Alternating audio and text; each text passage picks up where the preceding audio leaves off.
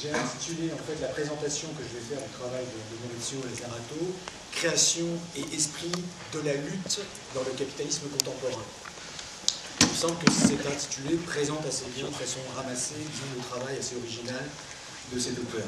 Philosophe, philosophie et sociologie, une double approche permet à Lazzarato une élaboration d'une pensée originale qui ne s'enferme ni dans la discipline sociologique, ni dans la spécialisation d'une philosophie politique. Dès le début des années 90, Lazzarato porte son interrogation sur la nature du travail. Citons parmi d'autres un article, le concept de travail immatériel, publié dans la revue Futur Antérieur en 1992.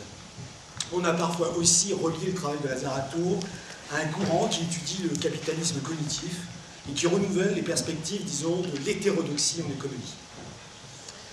Aujourd'hui, pour la présentation que je vais faire, il me semble que le problème central que pose la pensée de Maurizio Lazzarato est celui de la création. Ce problème pose la question, en fait, de la transformation du capitalisme et des luttes qui peuvent lui être associées. Autrement dit, la recherche, chez lui, prend la forme d'une politique de la multiplicité. Cette thématique, d'ailleurs, clôturait un ouvrage intitulé « Puissance de l'invention, la psychologie économique de Gabriel Tarde contre l'économie politique 2002 ». Dans cet ouvrage, Lazzarato propose une pensée qui échappe à la dialectique hegelienne du maître et de l'esclave et à son paradigme de l'opposition et de la violence. Pour présenter rapidement le travail de Lazzarato, nous aborderons la question de la création et de l'invention à partir de quelques thèmes exposés dans un autre de ses ouvrages, Révolution du capitalisme, publié en 2004. Et enfin, nous en viendrons en fait à sa critique de l'insécurité libérale actuelle, qui est développée dans son dernier ouvrage, intitulé « Le gouvernement des inégalités ». Alors, les révolutions du capitalisme. Par révolution du capitalisme, on peut entendre chez Lazzarato le passage d'un capitalisme de la reproduction à un capitalisme de l'invention. Le premier repose sur la valeur travail, tandis que le second repose sur la capture de la plus-value obtenue par la coopération des cerveaux. Cette transition impose de repenser les conditions de la situation actuelle et nécessite d'autres modes d'appréhension des problèmes politiques, existentiels. Il existe chez Lazzarato une opposition majeure entre penser les problèmes à partir d'une étude des modes des productions de Marx et penser les problèmes à partir d'une production des mondes qu'on trouve chez Tarde. Dans cette seconde perspective, il s'agit d'élaborer une subjectivation qui revient sur l'opposition molaire entre individus et collectifs, opposition qui reconduit une autre opposition entre libéralisme et socialisme. Pour aborder donc les révolutions du capitalisme, Lazzarato organise sa proposition théorique autour d'une filiation suivante, riche, une approche de la différence et de la répétition versus la dialectique dans une filiation Leibniz-Tarde, une politique de l'événement en relation à l'œuvre de Deleuze, et enfin une théorie des micro-pouvoirs dans la filiation discutée, d'ailleurs dans le dernier ouvrage, de Michel Foucault. La mise en cohérence, en fait, de cette proposition est apportée par une pensée de la création. Nous aborderons maintenant, en fait, de manière elliptique, quelques thèmes de cette création qui mettent en relief l'importance de ce concept chez Lazzarato. Successivement, je parlerai en fait de la politique et de l'événement, de la thématique de la société de contrôle, de la résistance aux luttes dans une perspective post-sociale, liste, il me semble, et enfin, je terminerai en fait sur les questions de gouvernementalité néolibérale telles qu'il a pu les étudier aujourd'hui autour du statut d'intermittent. Premier point, donc, la politique de l'événement. L'accueil de l'événement, d'une certaine façon, rencontre la thématique de la création des mondes possibles, des nouveaux mondes possibles. Cet accueil, d'une certaine manière, ne repose pas sur les alternatives fermées du possible et du réalisable, mais évidemment sur la perspective du virtuel et de la création. Il faut donc, je reprends les termes de Lazzarato, libérer les puissances et les vitalités sacrifiées aux dualités et retrouver une dimension, et je souligne parce que c'est une thématique importante aujourd'hui, une dimension du désir et de la création avec la fin de la division et du partage, disons, qui organise la structuration occidentale entre sujet et objet. Un énoncé, d'une certaine manière, résume cette proposition théorique l'énoncé le suivant: exister, virgule, c'est différer. Cette activité, en fait, renvoie à une création, non pas à un faire pratique, mais à une création au sens d'une poiesis, qui est à la fois un commencement et une effectuation de cette création. Autrement dit, et je recite Maurizio Lazzarato, créer des possibles, c'est agir sur les croyances et les désirs. Créer des possibles, c'est agir sur les croyances et les désirs. Se pose évidemment alors un problème central, qui est le problème en fait de la sélection des mondes possibles. Ces mondes possibles reposent sur un concept important dans le travail de Maurizio Lazzarato, le concept de coordination. On peut dire d'une certaine manière que ces mondes possibles reposent sur des rapports d'appropriation et de capture. Autrement dit, la coopération est le résultat d'une fabrication par les collectifs. Il n'y a pas d'unité a priori. Cette conception des collectifs expose une tension actuelle dans le capitalisme qui me semble majeure, où, d'une part, la coopération entre les cerveaux peut produire des nouveaux mondes possibles, ce qui s'opposerait à une autre alternative qui serait en fait une coopération productiviste, industrielle, fordiste, dont il faut fort sortir. Cette coopération des cerveaux repose sur une logique des actes de création et d'invention. Les collectifs sont ainsi envisagés par Maurizio Lazzarato comme des tout distributifs qui s'opposent à des tout collectifs qui structuraient autrefois les chaînes de la pensée, la nation, le parti. On peut dire d'une certaine façon que ces totalités qui cristallisaient autrefois les identités ne répondent pas aujourd'hui à un monde qu'il faut inventer.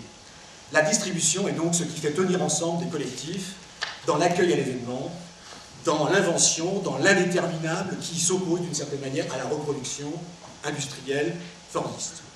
Une telle problématique, j'en arrive à la fin de mon premier point, n'envisage pas les rapports sociaux, sociologiquement si j'ose dire, mais à partir d'une extension, d'une coordination des rapports qui sont à la fois sociaux, vitaux, physiques, écologiques, environnementaux, etc. Alors, tout ce qui existe est le fruit, et je cite le travail, d'une coordination systématique des singularités. Donc voilà, j'ai fini avec mon premier point, en fait, qui est la politique, disons, de l'événement. Le deuxième point, sur lequel je vais être un peu plus rapide, c'est l'abord des sociétés de contrôle.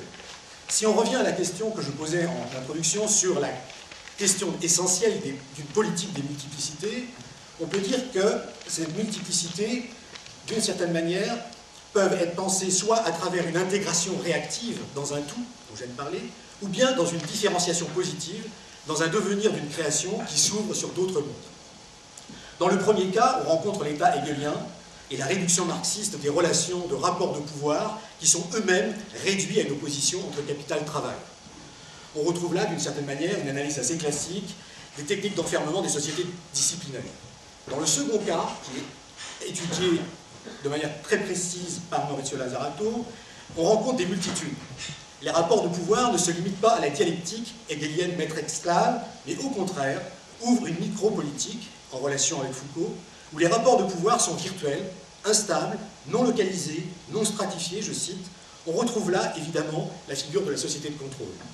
Je cite, « Dans la société de contrôle, les relations de pouvoir s'expriment par l'action à distance d'un esprit sur un autre esprit, par les capacités d'affecter et d'être affectés les cerveaux, médiatisés et enrichis par les technologies. » Le dernier point sur les technologies est particulièrement intéressant pour Ars Industrialis, sur la nature des médiations contemporaines pour penser les nouvelles formes de capitalisme. Trois principes que Lazzarato reprend à Gabriel Letard lui permettent de préciser ce que c'est qu'une société de contrôle par opposition à une société disciplinaire. La première chose, c'est l'émergence des coopérations entre les cerveaux, d'une coopération entre les cerveaux. La deuxième chose, c'est l'essor des technologies, plus exactement des dispositifs technologiques d'action à distance. Et là, il y a un concept, à mon avis, particulièrement riche qui met en place, c'est une composition entre le network et le patchwork. Ce n'est pas une apologie du réseau en tant que tel, mais une façon dont le réseau distribue des modalités, disons, d'engagement pratique, qui permettent évidemment de ne pas penser en termes de flux, mais plutôt d'agrégat. Autrement dit, le deuxième point, c'est la constitution actuelle d'un nouvel espace public numérique avec Internet. Troisième point, sur les sociétés de contrôle, le processus de subjectivation et d'assujettissement qui permet d'une certaine façon d'envisager de nouvelles formes de gouvernementalité à travers évidemment la figure du contributeur. Ces formes d'assujettissement, d'une certaine façon, à Ars Industrialis, on essaye d'y répondre en valorisant la figure du contributeur qui s'opposerait d'une certaine façon au sujet, comment dire, qui serait sous la dépendance des médias. Troisième point, et j'en arrive à mon troisième point, c'est-à-dire en fait comment présenter maintenant la société, disons, la société, comment dire, la société de contrôle. Le troisième point, c'est comment résister. Résistance et création dans les mouvements post-socialistes. L'audace, en fait, de la pensée de Lazzarato, c'est d'oser parler, en fait, de mouvements de lutte post-socialiste. Donc, face à la société de contrôle, il faut réviser les pratiques de lutte. Ne pas chercher une unité dans la multiplicité, sous des formes anciennes, partis, par exemple, mais au contraire, essayer de créer un devenir multiple, intervenant dans des formes nouvelles de lutte, contre les syndicats et les partis classiques. Donc, il n'y a pas un modèle pour les luttes, mais plus exactement, enfin, il n'y a pas des classes qui organisent les luttes, mais plus exactement des modèles de lutte, dont Maurizio Lazzarato parle de deux, le féminisme et le mouvement des intermittents. Je reviendrai tout à l'heure, à la fin de mon intervention, sur les intermittents qui sont, d'une certaine façon, qui incarnent le paradigme du travail flexible dans les formes de gouvernementalité actuelles. Donc pour cela, Lazzarato, pour créer donc de nouvelles dynamiques de mouvements post-socialistes, Lazzarato interroge les limites de l'État-providence. Il interroge aussi les institutions disciplinaires en essayant de se dégager de la relation du sujet au travail comme constitutive en fait de la valorisation capitalistique, comme reconnaissance uniquement en fait par un welfare d'une assurance aux travailleurs. Et là, je retrouve en fait le texte de 93 sur lequel vous commenciez déjà à travailler sur la figure, les évolutions de la figure du travail, comme étant en fait une thématique très centrale qui permet de faire un pas à côté à la fois du marxisme mais aussi du welfare, c'est-à-dire en fait de l'État-providence. Puisque d'une certaine façon, l'État-providence nous permet une organisation assurantielle autour du travail. Ceux qui ne travaillent pas, d'une certaine façon, échappent à ces principes d'organisation assurantielle. Avec la révolution capitaliste actuelle, dit Lazzarato, les conditions post-fordistes doivent être envisagées comme un passage du travail à l'emploi. Cette thématique du passage du travail à l'emploi est assez riche pour essayer en fait d'utiliser des nouvelles formes de comptabilité qui s'ouvriraient non pas seulement à partir du temps de travail, mais qui permettraient d'une certaine façon de prendre en compte du temps nécessaire à l'invention, c'est-à-dire en fait d'organiser une superposition des temps qui est liée à l'activité libre de l'existence et ne pas reconnaître le statut du sujet simplement comme un travailleur. Dans le cadre de la résistance, la politique de l'événement doit donc organiser la constitution d'un sujet politique sur la base d'une coordination des multiplicités, c'est peut-être ce qui fait problème en fait aujourd'hui. L'action de la lutte comme prolifération des mondes possibles s'organise autour de deux concepts que je ne vais pas développer, mais qui sont très importants, le concept d'expérimentation des minorités et aussi le concept d'expérience collective. D'une certaine manière, on peut dire que cette recherche d'une politique de la multiplicité débouche sur la mise en forme et l'analyse et l'étude de nouvelles pratiques de gouvernementalité. Nouvelles pratiques de gouvernementalité qui seront l'objet de mon dernier point, qui est en fait le problème qui est posé dans son dernier ouvrage qui s'appelle « Le gouvernement des inégalités ». Un nouveau détour dans l'itinéraire de Lazzarato se préfigure dans ce dernier ouvrage qui se situe dans la suite d'un ouvrage publié avec Antonella Corsani qui s'appelle « Intermittent et précaire », publié en 2008, qui était le fruit d'une enquête sociologique. Une question décisive est portée par cet ouvrage, je cite, « Comment agencer les luttes par les droits, les luttes sur le terrain de la représentation politique et de la souveraineté, et les luttes économiques pour ne pas se faire gouverner et se gouverner soi-même ». Cette interrogation, d'une certaine manière, ouvre un petit peu cet ouvrage. Et dans cet ouvrage, il y a une étude des formes de gouvernementalité néolibérale, cet examen, d'une certaine manière, des formes d'assujettissement auxquelles il faut répondre par l'invention d'une nouvelle forme de solidarité, peuvent se décliner en deux éléments clés. Premier élément, ce serait une analyse de la lutte très précise des intermittents comme exemplarité d'une force de travail flexible comprise comme multiplicité en mouvement. Et donc là, il y a évidemment une matrice, disons, de façon de penser la lutte à venir sur le terrain du déplacement de la condition salariale, on peut dire ça comme ça. Et le deuxième point, c'est une étude évidemment de la mutation du salariat à partir des effets de pouvoir des dispositifs économiques et sociaux. La thèse centrale de l'ouvrage nous dit, et c'est assez original, la politique sociale permet aujourd'hui à l'ordre libéral, par l'indemnisation du chômage, de créer un dispositif de modulation des inégalités.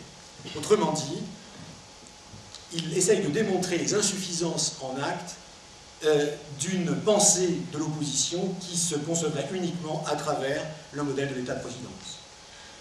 Aussi, il ne s'agit pas de s'installer dans une société de marché, comme le voudrait en fait le néolibéralisme, où toute activité se trouve régulée par les lois du marché, par la concurrence. Au contraire, il faut essayer de répondre à une réforme dont, je cite, cette réforme visait à réduire et éliminer ce qu'il restait de logique mutualiste et à généraliser une logique assurantielle. 4 points expliquent cette tendance qui a été portée par la volonté de refondation sociale du MEDEF. Première chose, et donc c'est d'une certaine manière une politique qui actuellement rencontre de l'écho dans certains pays occidentaux. Première chose, c'est essayer de produire un état d'inégale égalité et opposer au partage une modulation par la division qui d'une certaine façon, fragmente les collectifs. Le deuxième point, c'est de produire une micro-politique de l'insécurité par une politique strictement réservée au workfare, c'est-à-dire en fait au statut du travailleur. Troisième point, il s'agit de proposer un modèle assurantiel individuel qui remplace la mutualisation des risques. Et d'une certaine façon, quatrième point, il s'agit d'éviter un système d'indemnisation redistributif. Ça, c'est la politique libérale. Ça, c'est la politique libérale, contre laquelle il s'agit évidemment de lutter.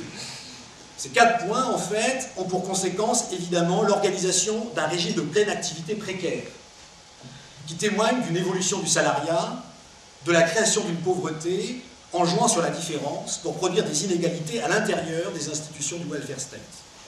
La solution serait donc à trouver, probablement du côté d'un revenu, qui permettrait de répondre à la fragmentation par une création d'une solidarité qui couvre les périodes de travail et de non-travail, sans recourir à une protection qui dépende seulement des droits ouverts par le salariat classique.